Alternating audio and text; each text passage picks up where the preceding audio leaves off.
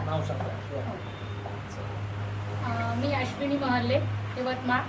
मी great Riyansh multitrade private limited कंपनीमध्ये ID काढलेला आहे आणि मी बऱ्याचशा पेशंटवर रिझल्ट घेत आहे. तर मी माझ्या जवळचा रिझल्ट सांगते.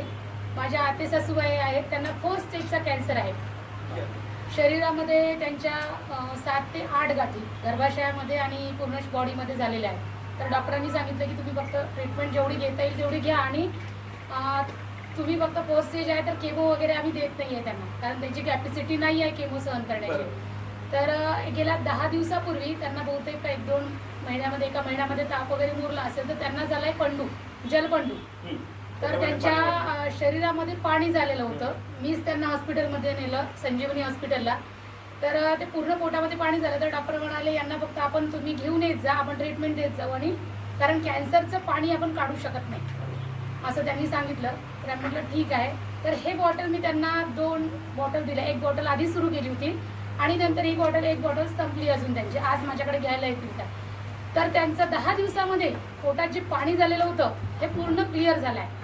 आणि ज्या दिवशी ते माझ्या घरी आल्या, म्हणजे डॉक्टरकडे जायसाठी मीच त्यांना डॉक्टरकडे नेते, तर मी त्या दिवशी त्यांनी 1 चतकोर पोळी खायच्या. 1 चतकोर पोळीमध्ये ते 10 मिनिटं जरी लागले, 2 मिनिटं जरी लागले तर त्या बसू नाही शकत, त्या लगेच आंग टाकून द्यायच्या. आणि आज त्या 2 पोळी जेवण करत आहेत असा मला मेसेज आलाय. त्याचबरोबर माझ्या ननदबाई सोबतच त्यांनाही देतात, स्वतःही घेतात. तर त्यांच्याही 2 बॉटल झालेल्या आहेत. त्यांना हायपर ऍसिडिटी आहे, तर त्या 1 दिवस झालं की ऍसिडिटीची गोळी घेतात.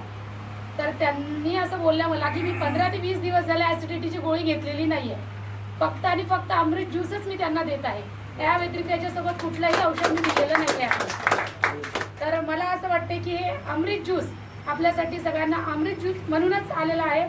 तर हे सगळ्यांनी यूज करावं.